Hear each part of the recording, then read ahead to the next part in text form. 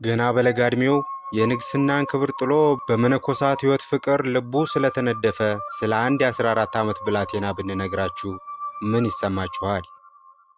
ይህ ሕፃን ገና በልጅነቱ ከአዋቂ በላይ ስለሆነ ታላቅ ማስተዋሉ በገዳም ውስጥ አረጋዊ የሚባል ስም ተሰጥቶታል።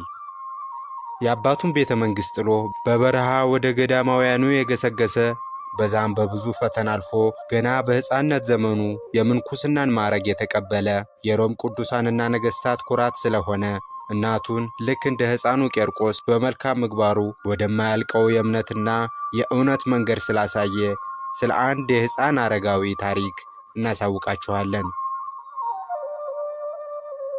ይህ መነኩሴ የሕይወት ዘመኑ በትዕግሥትና በጾም በጸሎት የተሞላ ነው።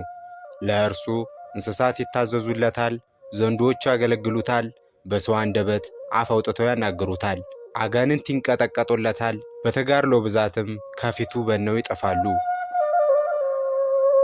አረጋዊው በሮም ገዳም ውስጥ በተማረው ትምህርት የተነሳ ለኢትዮጵያ ታላቅ ፍቅርና ጉጉት አደረበት።